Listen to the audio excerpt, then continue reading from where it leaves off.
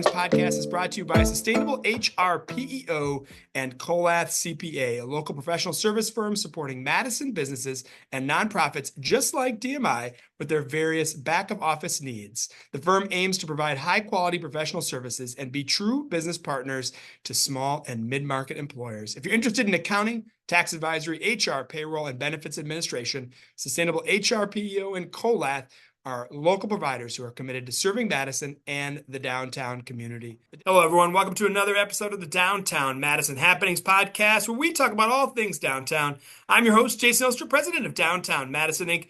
We are very excited today to have Root to Rise, a fantastic mentoring program in our schools here in Madison. We have the president and executive director, Denise Hanson, with us, and the K-12 coordinator, Joseph Thigpen, with us. How are you both doing today? All is well. Thank you. Thank you. Fantastic. All right. I want to hear a ton more about this super impactful program. Denise, let's start with you. You founded the program. How did you come up with the mission? Why did it all start? And why was this your brainchild? So I was a public school teacher for 24 years. In my 25th year, I landed in the halls, and this was at West High in Madison. At West, I was a Spanish teacher, so I was on the top floor, the third floor of the building. And, you know, if you're a public school, a high school teacher, you have time to run down to your office, grab a copy, maybe, grab a cup of coffee, but you don't really leave that classroom. And you're just focused on the 30 kids you have in front of you at that time, and then 30 more, 5 times a day. So you don't go downstairs. You don't go anywhere really else except for your hallway very often. And in my 25th year, I was in the halls as the positive behavior coach.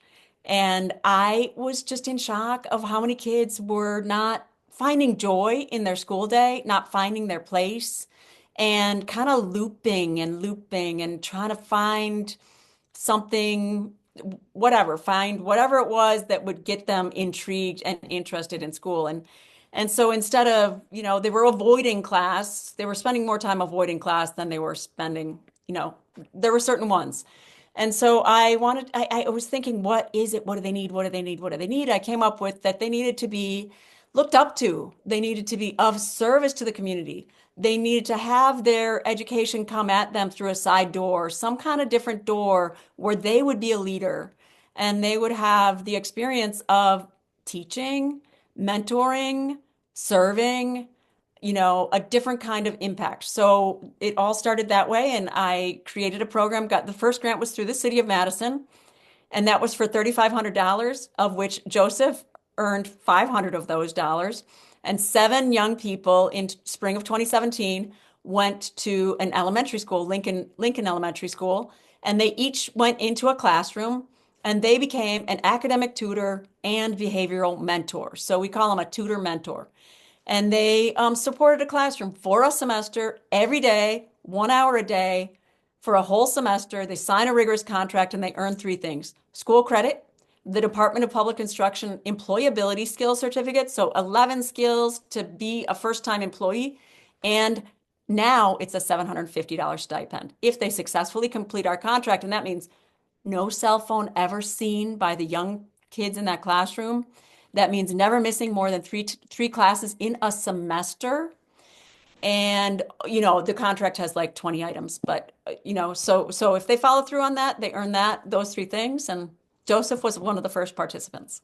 So that's how it was born. That's amazing to hear that, Joseph. What's your role now? You obviously helped start in the beginning. What are you doing now to help elevate the program? Well, I get to help go to the presentations while we trying to get back in other new school districts. This program actually paved the way for what I'm doing right now. I started as an SEA, and I worked my way up to being a greatness coach. That's pretty much being able to be on the behavior team and controlling the walkie calls, and also just when it's downtime, being able to connect with grades from kindergarten all the way through 5th grade.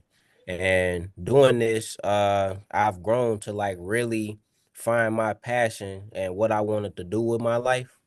So Root to Rise plays a huge part in that. And you all have had an incredible success rate, with students completing the program. The vast majority of the students complete the program and they learn so much from it. Why do you think the program is so effective? Man, it has so many just positive outcomes. It's just like a three-way, really a four-way win, from the elementary student to the tutor mentors to the teachers, and then also the parents as well. So it's like really like a lot of positive that come out. You got the you got the younger kids that's being able to have a tutor mentor. Some kids don't get a mentor, so just having a high schooler come in there and taking some of the shine off of the teacher and just placing them in that classroom, it speaks volumes. These kids go crazy when they see a high schooler come in there helping them out. I think too, we don't make anybody jump through a hoop or over a bar. Anybody is welcome. And we put it to the school leadership team to decide who participates. They know, we don't know the inside workings of each school that we're in, so we put it to the leadership team and they know who's needing this leadership role. We don't require a 2.0 GPA like Avid requires. It's a great program, Avid, but they do require a 2.0. We don't require a 3.0 GPA like People requires. Like I said, no hoops or bars. Everybody, we know that they have the skills. And what happens is they're given the leadership role. We only require a couple of hours of training. We have them connect with that partner teacher. They make a true partnership with that teacher. And then that teacher guides them and the little kids guide them. And all of a sudden, a whole class of little ones falls in love with this big one. And all of a sudden, they just look at themselves differently in the mirror and they become that leader. If you just say you are a leader, they step into the role just like that. It's quite amazing. And we've had now 400 kids. At the end of this semester, we'll hit just above the 400 mark. Well, it's amazing. And I love this idea of like a dual mentor role where the little kids are also the mentors for the older students, right? For the high school students. What transformations have you seen in both the high school, the student mentors, the tutor mentors, and in the little kids as well? Man, you just see the change, in academics, the attendance, things like that. These tutor mentors that we are recruiting are pretty much in that red zone of their grades and then also their attendance. But when joining and becoming a tutor mentor, you see the change because, for me, I speak up for me. When I did the program and I pretty much had all of my credits, and I just was looking for something extracurricular to do. But also I had a lot of gaps in my schedule, where I had a lot of different free time of doing things. Me going over to the elementary school and being present and being a tutor mentor made me come back to the high school and like really self-talk myself, uplifting myself, let me know, look, I need to take care of this. I need to do this. I got these kids looking up to me and I don't want to be fake. You know what I'm saying? I don't want to be portraying this image. Okay, when I go into the school and then when I come back to high school, I'm just doing whatever. No, so it made me want to change up what I was doing, for the better. And that's also something we've seen in a lot of the other tutor mentors that came through the program, from we asked them, do they want to be teachers? We pretty much get a flat out, no, I don't know about that. But then they complete the program and then there's a couple of them that's like, hey, I might not be a bad teacher, So More than a couple. We got 4% on the front end say that they would ever consider being a teacher. And on the back end, we're up to 35% say, I think I want to consider education. Because being in the classroom at a different level where you're the leader, they've never seen the classroom from that angle. And they see themselves as a little kid and they think, what if I would have had this tutor mentor when I was a little one, how that would have changed my educational experience. And So you've literally Yeah. seen folks become teachers, right, from this program that were part of the We're program. working on it right now. We have a beautiful Amazing. grant that's allowing us to pay for the first year of education for 6 young people. So we're working on that. I mean, that's incredible. Right? We need more teachers, especially ones that are coming up from the system, right? And Yeah. working their way up to teach all of us. I mean, this is just is amazing. What But do we you have see lots though? of them in the schools. I'm sorry, you said, like Joseph, he's in the schools, but we're working on getting him to the point where he's leading, classes. He's leading, but there's a lot of responsibility on him, but he's working on getting his degree. What are some of the biggest challenges to sort of making this program a larger program and having more impact in more schools around the community? We're funded by soft money. So we had a federal grant up until December 31st. And so thankfully we made it through that. And now we're funded by Sonantag, Pleasant Rowland, True Stage, Comus, and then individual funders from around the city. And who knows who we're going to be funded by in 2026. That's 2025. So, we're in we became a nonprofit in 2020. And so what we raise the money for is for tutor mentor stipends and to pay for young people to go to school. That's really our purpose. We have our first ever fundraiser coming up on either May 4th or May 5th. We are waiting for Charlie Barons. If you know who that is, he is doing our fundraiser at the Comedy Club in Madison. But he's deciding upon the date. And so we're waiting on that, but we do have a first ever fundraiser. And so we hope that'll, bring in some stipends and some college tuition money. And so, yeah. I also wanted to fill in. One challenge that we face is like, when we trying to get into a school district and then we hit like roadblocks that are pretty like mysterious, in a way of to where, we're not really getting any answers of why the program isn't okay in the district. And then we're not getting any answers as far as, next steps for it, and I just feel like really bad for our youth that misses out on the program and our tutor mentors that don't really get this opportunity in these districts that's in our communities. So, that's really a big challenge that I'm hoping that we'll be able to overcome pretty soon here. And yeah, just moving forward. I know that's a challenge we'll be able to move over, but we don't need the community. Now, speaking of which, how can the DMI community, the community leaders, business leaders, nonprofit leaders, how can we get engaged in Root to Rise, and how can we help with your very important mission? Just really passing the word, I think Denise is speaking. No, go ahead. Go ahead. Yep. Okay. The fact is, I was a public school teacher. I was in that world. I just broke into the world of, chambers of commerce and the DMI. I didn't know you guys existed. So people don't necessarily know about us because we didn't know even that this world existed, to be honest. So Joseph and I are out there kind of spreading the word and building the program little by little. We like it that we're building slowly because we want to build a really strong foundation. And we know that there's a lot of need out there and that this fixes up. It's like the resource is right in the school building. It's in the high school of kids who are almost always from underserved neighborhoods who are needing a better role to be a leader. And then boom, we place them in an elementary classroom. All of a sudden those elementary kids are attending. They don't want to miss school. They don't want to miss school when the big kid is in the room, when the tutor mentor is there. But we are looking for anything for a silent auction for our May 4th, May 5th event. That would be lovely. And we are looking for table sponsors for that event. Emily Wendt is helping us. She's from DMI. She's helping us with the fundraiser. The Comedy Club is throwing in their space completely. They're even paying for servers for us, and they're just doing so much for us.